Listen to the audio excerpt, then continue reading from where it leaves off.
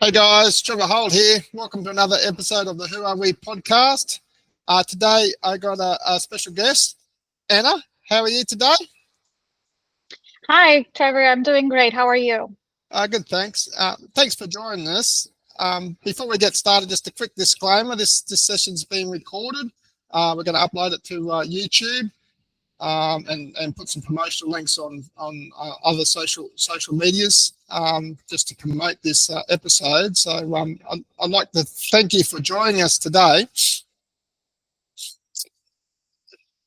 So No, thank you so much for having me. yeah, so we'll just get straight into it. So who is Ana Forero and what does she stand for? I Ana Forero is a 33-year-old from Colombia with a background in psychology. I'm an advocate for mental health. I'm about mental health, wellness, good habits, and being kind.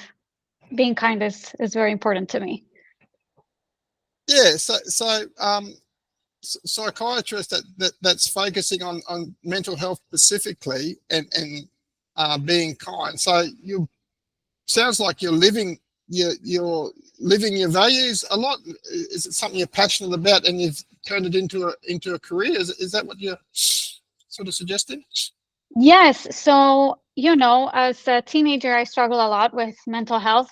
And I had this path where I felt very lost. I really lacked self-confidence. I felt I had no self-worth. I was, in a very dark space. And I went to multiple professionals in the healthcare field, and it just seemed like no one truly understood me. Like I could see people wanting to help me, but like I didn't really find an avenue until I found this amazing spiritual being. She was a doctor, but she had a background in awareness, therapy of awareness. And that to me was life changing. I want to say she saved my life. She gave me purpose. She gave me a light in the tunnel.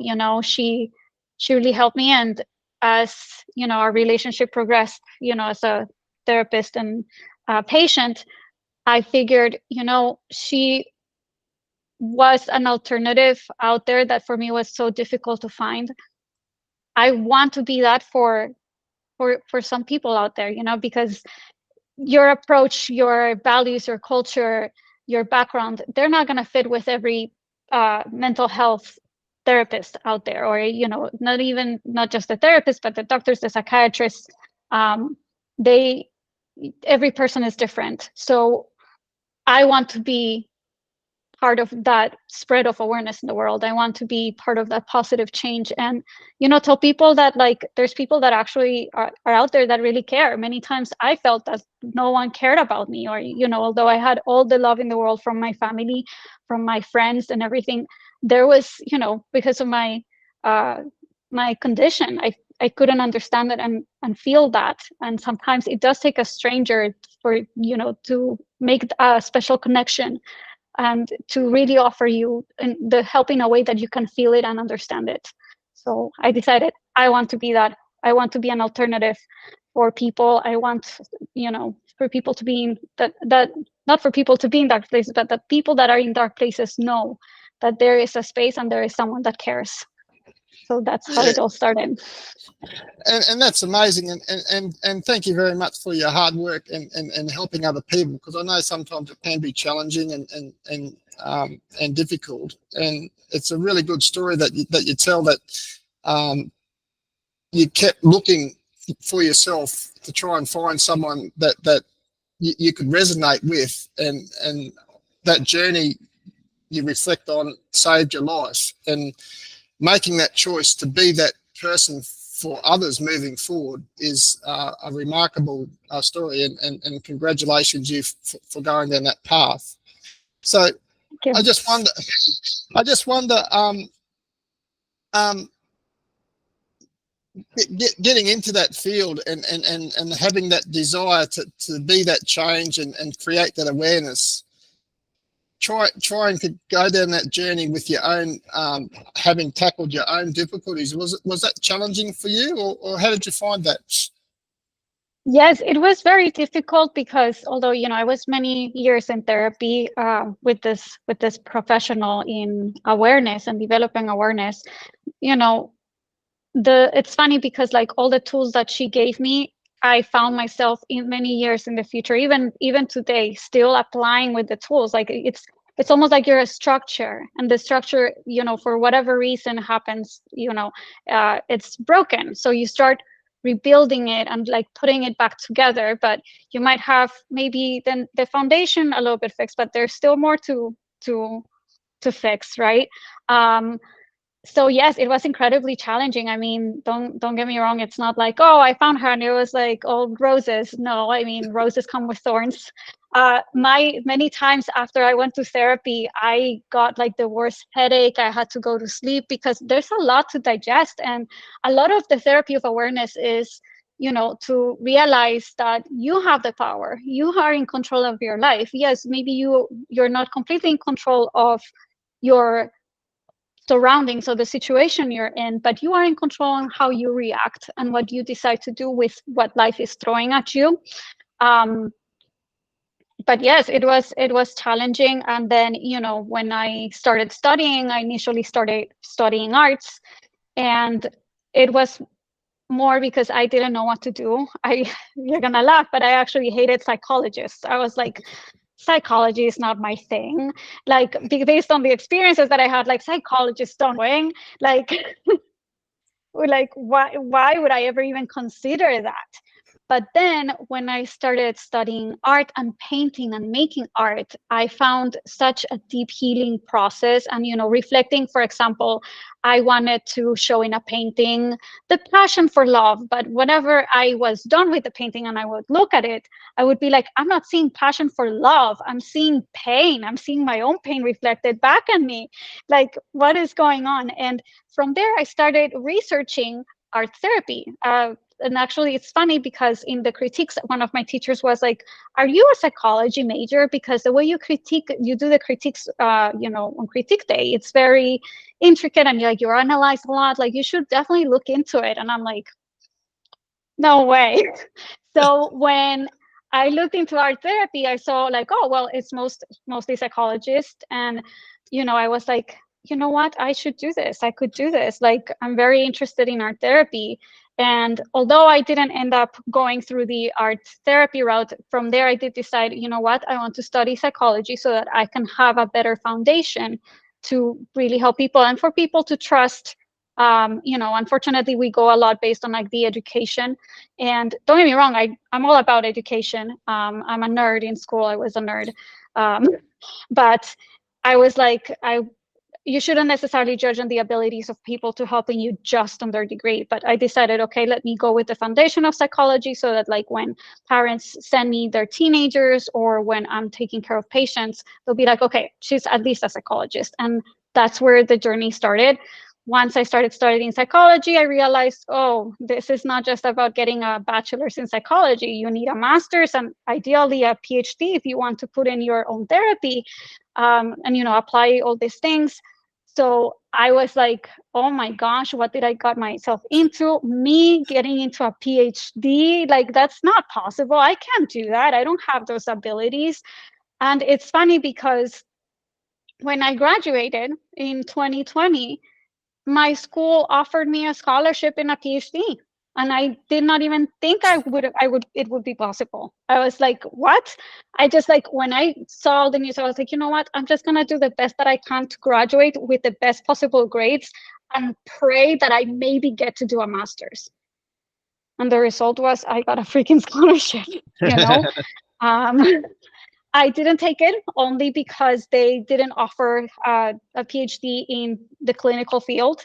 So I decided to go into the path of working and trying to, maybe explore that avenue, let me work and maybe find a school that has what I'm looking for. And so far I've been working and I'm planning to do my PhD soon.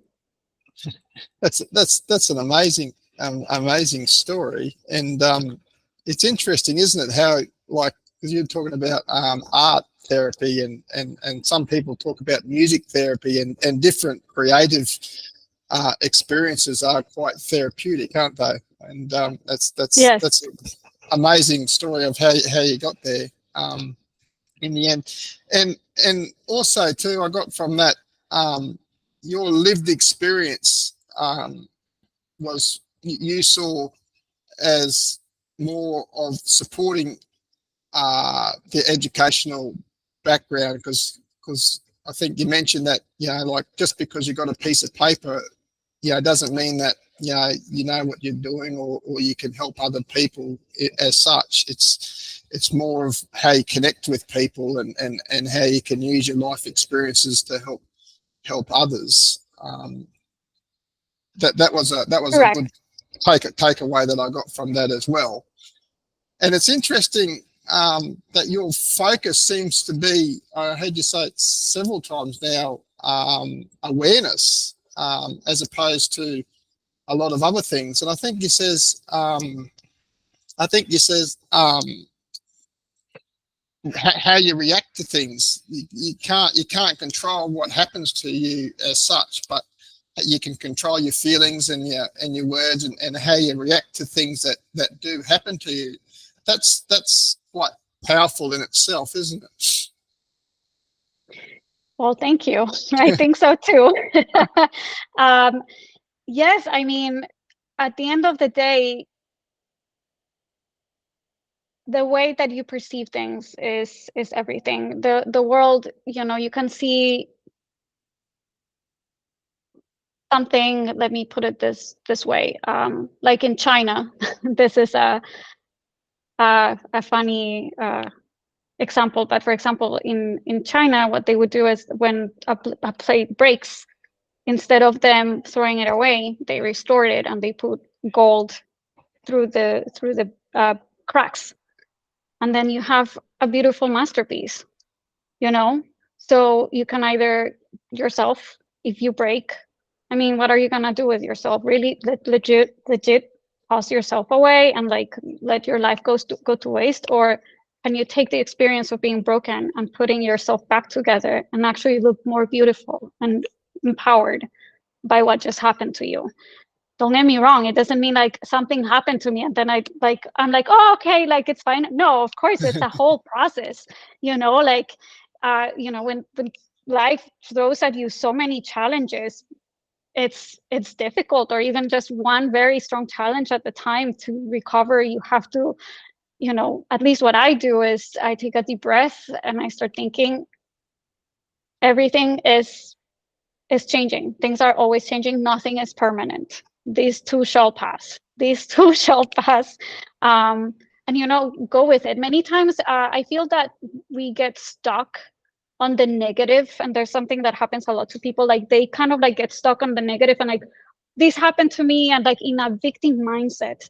When you're in a victim mindset, you're in that like stage of like, I need protection and I can't fend for myself. And it's okay to need love. It's okay to need, that's human, to want support.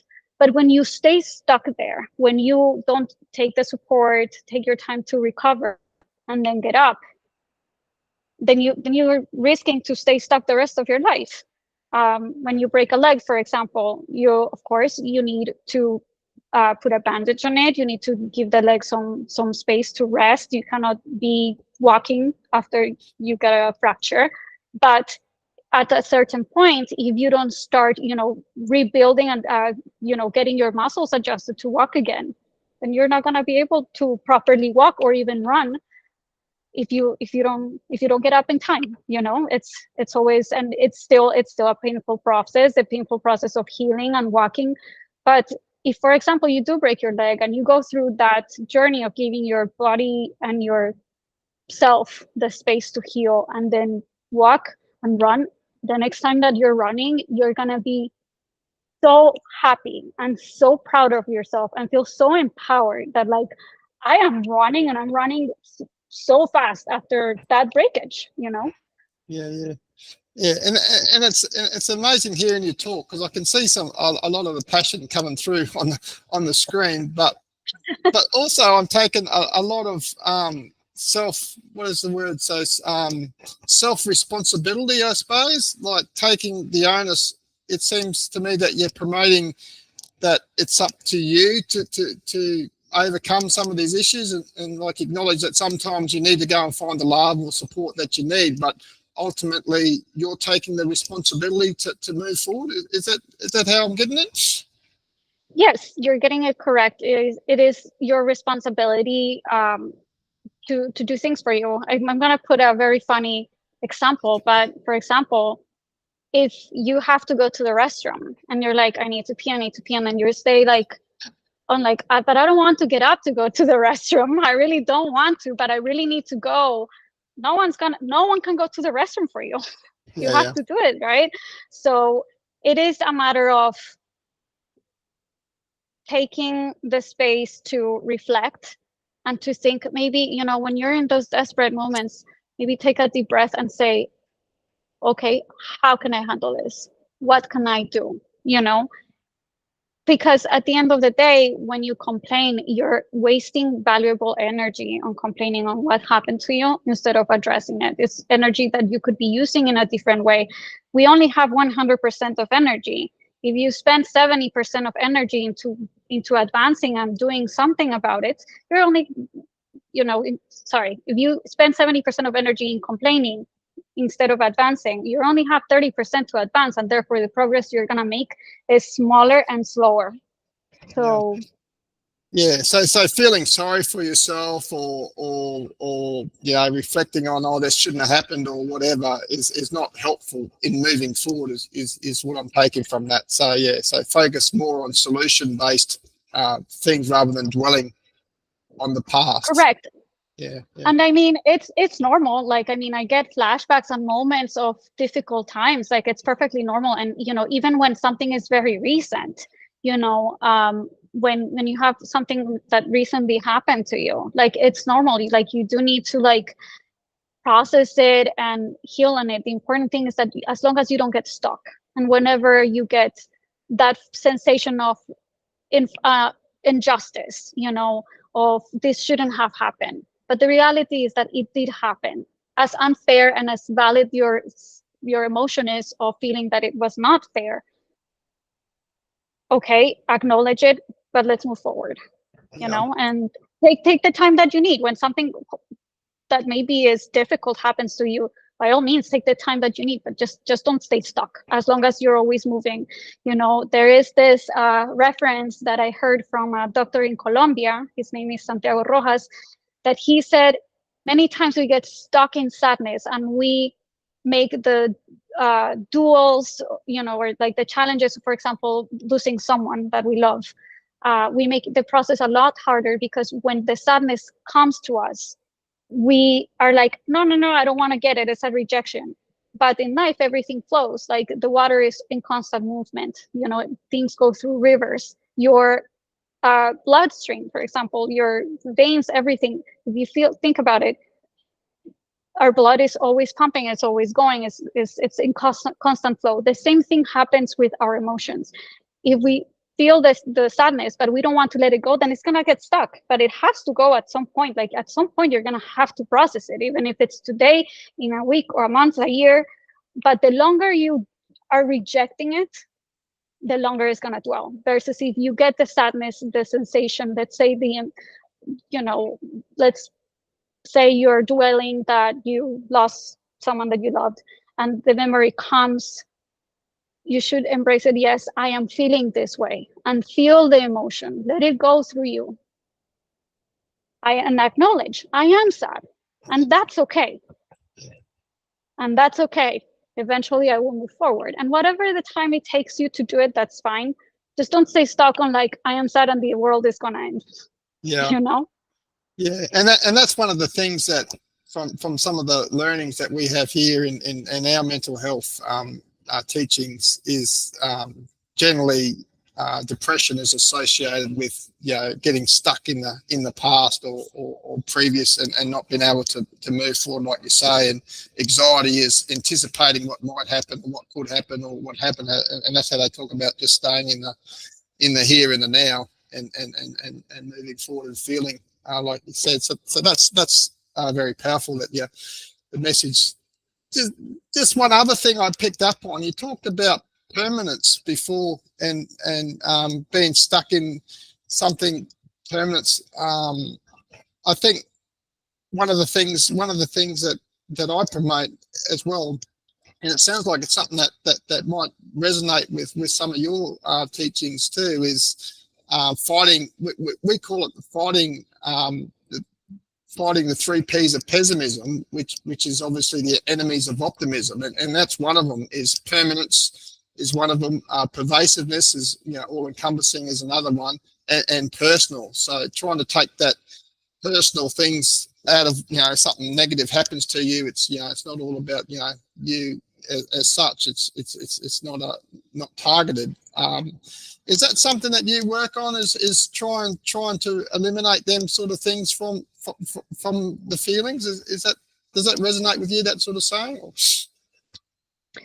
I mean, yes. I mean, taking things personal is huge, and especially because many times we just make assumptions, right? I mean, this is gonna sound a little bit cliche, but there's this book, The Four Agreements by Miguel Ruiz. He talks, one of the agreements is don't take anything personal. One of the other agreements is don't make assumptions, because you might be thinking from your perspective that maybe someone said something that offended you, but you have no idea why that person told you that.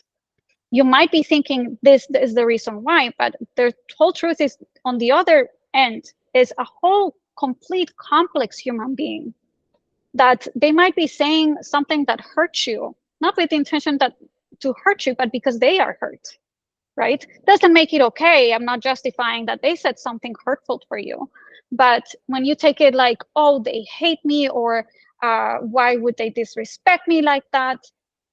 Maybe have some compassion for the other person as well. And also feel that whatever they're saying is not a reflection of you, it's a reflection of them. Yeah. And, when people take things, they just make assumptions and make things personal. I mean, I hate to say this, but not everything is about you. People are not concerned about you. You need to worry about yourself. I'm going to worry about myself. And, obviously caring about others is important, but like I said, everyone is their own person, and their own being. And there's also this thing where people tend to go very pessimistic, and it's like, oh, you're attacking me, when maybe they're not even attacking you. Have you thought that maybe they asked you a question that for you was hurtful, maybe for an experience in the past that you had, when they're actually maybe just trying to engage in communicating with you? So that is one of the things that Yeah. I stand for. Yeah. No, that's amazing, and yeah, thanks very much for sharing a lot of these things. It's interesting to get different perspectives on it all, and you're right. I think you've got no control of what other people do or say, or how they react or whatever. You can only control what you do, say, and react. So yeah, very wise words there for sure. So I just wonder, have you got people out there, or young women out there might be struggling, or in a dark place at the moment? Have you got some final words that might help, or some sort of guidance that you want to impass, or wisdom that you want to impass before we wind up? Yes, actually. So if you're feeling stuck, if anyone out there, if you're feeling stuck, know that there are tools out there, and there are people that care. If you feel, in a dark space, and you don't want to feel in that dark space anymore, there are solutions, and there are very, very invested people in helping you out.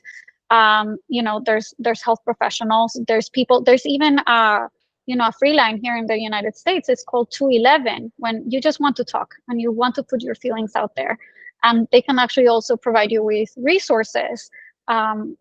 If they feel that maybe you need to see a professional, there's a lot of services. There's mobile crisis responses that are free of charge, that will go and help you and guide you through if you're going through a really rough time. They can do a free evaluation, a free consultation to see how you're feeling. The resources out there, and we care. And you are important to the world and you matter. That's what I would say. And it's, don't give up if you're in a dark space. Everything passes, everything is changing, everything is in constant flow. There is flow inside you, there's a flow around the world, you know. Everything is always in movement. Yeah, and that's yeah, that's great to hear, because it, tomorrow could be better, could be, it might be next week or it could be next month, but things do get better, or things, you know, have a way of coming back around, and the dice rolling in your favor. Just have to hang it, like you say, hang in there. That's beautiful words. And I'd like to thank you, Ana, for participating in this podcast and sharing your perspectives and point of view. If people want to reach out to you on LinkedIn, are you available, and you're happy to connect with people on different medias and that sort of thing? Yeah. Oh, absolutely. Yes. I'll be more than happy to. And I'm very grateful that you had me here. It's been amazing being here and sharing this space with you. No, that's great. No, thanks very much for us, and maybe in the future we can catch up again and have another chat. Thanks very much for your time. Thank you.